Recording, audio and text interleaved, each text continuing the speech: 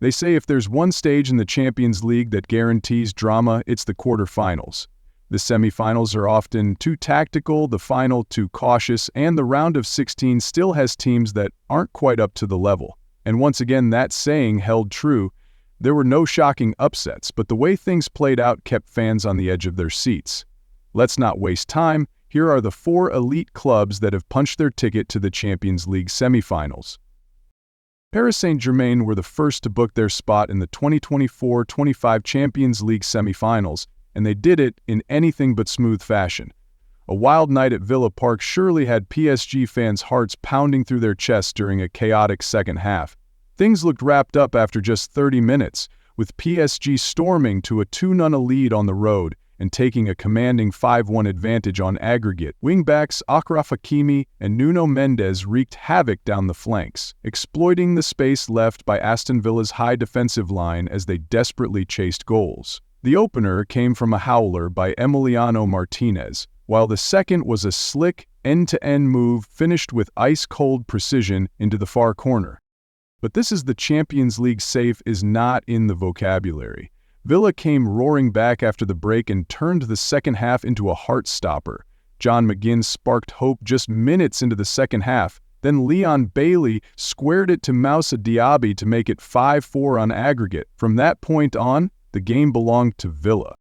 The English side kept creating chances, but Gianluigi Donnarumma, once doubted in past seasons, put in a standout performance. He denied Marcus Rashford with a sensational diving save and kept out a dangerous header from Yuri Tielemans. The final minutes saw wave after wave of crosses and relentless pressure from Villa, but PSG held firm. A 5-4 aggregate win sends PSG into the semi-finals, something even their star-studded squads of the past couldn't always manage. More importantly, they passed a true test of character. Luis Enrique probably didn't sit still for a second in that second half, but he'll be proud of the steel and unity his players showed. Sure, there were flaws. Kvaratskhelia was quiet and Dembele lacked sharpness, but the defense and midfield deserve real credit. Fabian Ruiz and his midfield partners managed the game well, controlling the tempo and denying Villa the chance to attack through the middle. PSG kept the ball when it mattered, escaped pressure, and stretched Villa's shape at the right moments. They didn't dominate, didn't need to control every minute, they just needed to survive, and they did. PSG will now face the winner of the Real Madrid vs Arsenal tie.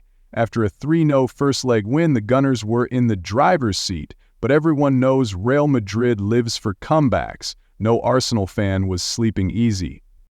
But all those nerves?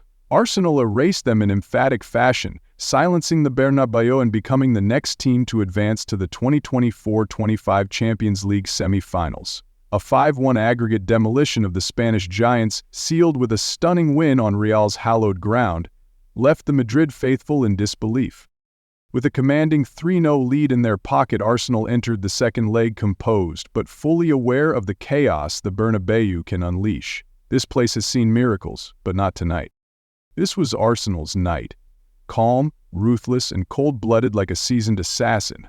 Real thought they had the perfect start when Mbappe tapped in just 2 minutes in, but the goal was ruled out for offside. Not only was the opener gone, it was a sign of things to come. No matter how hard Madrid pushed, the game was slipping out of their grasp. Arsenal didn't dominate possession, just 34% in the first half, but every attack was razor-sharp. If not for 3 incredible saves from Thibaut Courtois, the Gunners might have buried the game early. One moment that stood out, Saka's cheeky Panenka attempt in the 13th minute, nearly a psychological dagger that would have shattered the home side. Meanwhile, Real were disjointed, 6 first-half shots, none on target, misplaced passes, frustration setting in with rash fouls from Bellingham and Vinicius.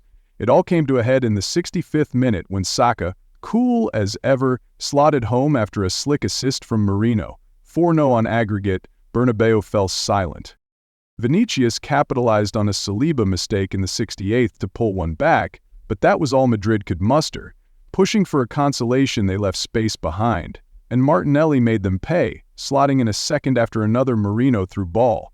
2-1 on the night, 5-1 on aggregate, no debate, no controversy, just dominance. What stood out most? Arsenal's defense. Madrid whipped in 42 crosses, an absurd number, but they may as well have been prayers to the football gods. With attackers like Vinicius, Mbappe and Rodrigo, none known for aerial prowess, it was a baffling strategy. Timber shut down Vinicius, Partey and Rice owned the midfield. Gabriel and Saliba blocked everything like they were protecting their very lives. Even attackers like Saka and Martinelli tracked back to fortify the lines. For Mikel Arteta, this wasn't just a win, it was a milestone. For the first time since 2009, Arsenal are back in the Champions League semi-finals. A team that once spiraled into crisis, relegated to Europa League nights under Emery, just knocked out the reigning European champions in unbelievable fashion, and fittingly, the goals came from their very own academy graduates, Saka and Martinelli, who've now become the heartbeat of this side. The Bernabeu is no longer a stage of broken dreams. Arsenal have become a real force in Europe. For the first time in what feels like forever, they're within touching distance of a Champions League final, and in a poetic twist, the opponent from their only previous final is also writing their own comeback story. That team is Barcelona. Barca entered the second leg with a massive 4-0 advantage. Most thought it was just 90 minutes of formality, but Dortmund, in desperation, reminded everyone why the Champions League is the land of miracles. In the 11th minute, Sabitzer buried a penalty and ignited the signal Iduna Park. Barca started to wobble. Araujo and De Jong misplaced passes, Yamal lost the ball too easily, and Rafinha was a non-factor. Fueled by the home crowd, Dortmund doubled the lead early in the second half, again through Sabitzer after a scrappy corner. The aggregate now sat at 4-2, and suddenly the yellow wall saw hope. It seemed like Bensebaini's own goal in the 54th minute would crush the dream, but Sabitzer completed his hat-trick just over 20 minutes later. It was 3-1 on the night. Had Julian Brandt's 78th minute strike not been called back for offside, we might be talking about one of the greatest comebacks ever. But miracles are rare. Barca survived thanks to their first-leg cushion, a bit of luck, and sheer composure when things got tight. With their attacks stifled, Pedri and Gundogan came off the bench to stabilize a midfield that was starting to unravel. Ter Stegen, despite a major blunder, came up with some big saves. And that Bensebaini own goal? As faint as it seemed, it was the spark Barca needed to regain control. The rest of the second half was pure chaos, disorganized defending, ineffective pressing, and Dortmund exploiting every crack, but in the end, Barca held on. 5-3 on aggregate, shaky but deserved. For Dortmund, the loss didn't feel like humiliation, it felt like something to be proud of. They came into the game with nothing to lose and gave everything. Duran, Vin, Patgen, Kroos, Max Bayer, and Adeyemi kept Barca's backline under constant stress. The speed, movement, and high pressing almost tore the visitors apart. But this is the Champions League, where precision and big moments matter most, and Barca with that first-leg blowout did just enough to move on. It may not have been a win on the pitch, but it was a harsh reminder. A few minutes of complacency can get you booted out of Europe's top competition, even with a 4-0 lead. Hans Flick knows that better than anyone. He left the pitch in silence, no celebration, no fist pump, because he knows great teams don't just win, they survive when everything seems to be falling apart. That night in Dortmund was one of those lessons. Fortunately for Barcelona, their next opponent won't be their historic nemesis Real Madrid.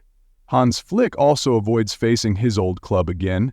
That's because Inter Milan punched their ticket to the Champions League semi-finals after a dramatic 2-2 draw with Bayern Munich at the San Siro, wrapping up the tie with a 4-3 aggregate win. It was a night defined by resilience, where every moment could flip the script. Against a seasoned Bayern side that never goes down easy, Inter remained ice-cold and calculated to the last detail. The script started familiarly. Bayern had Harry Kane, and he delivered again with an early second-half strike to level the tie. But Inter never flinched. They had survived at the Allianz Arena, and now it was time to turn the San Siro into a fortress.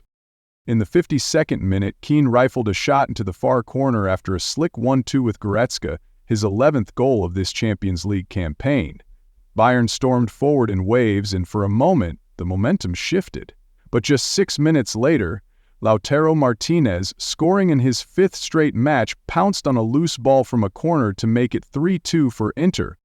And just 3 minutes after that, another set piece. Benjamin Pavard, facing his former club, rose up and nodded home his first goal for Inter, stretching the aggregate to 4-2. But Bayern wouldn't go quietly. In the 76th minute, a seemingly harmless cross found Eric Dier, and his pinpoint header made it 2-2 on the night, throwing the San Siro into total suspense. The final minutes were hell for Inter fans. Thomas Müller nearly became the hero with a stoppage-time header, but Jan Sommer made a stunning diving save. Earlier, Bayern's Josef Stanisic even shoved a ball boy in frustration over time-wasting Kauklinging, an image that perfectly captured the pressure they were under. The 2-2 draw at San Siro said it all. Inter are back, with their classic Champions League DNA, calculated, clinical, and unshaken. They didn't need dazzling football, just enough composure, enough smarts, and a touch of steel to take down Bayern. And sometimes, that's all it takes to write history. Now, it's Inter vs Barcelona in the semi-finals, a matchup straight out of 2010 when Inter beat Barca and went on to down Bayern to complete the treble. With Inter leading Serie A and in the Coppa Italia semi-finals, that dream is alive again at the Giuseppe Meazza. Simone Inzaghi knows the road ahead is brutal, but if you can push Bayern to the brink, you've earned the right to keep dreaming. Inter didn't win because they were prettier, they won because they were smarter, tougher, and sometimes that's more than enough. And with that, the Champions League quarterfinals come to a close. What a ride, huh? Can't wait for the next chapter in 2 weeks. What about you? Do these 4 semi-finalists feel like the real deal? Drop your thoughts in the comments below.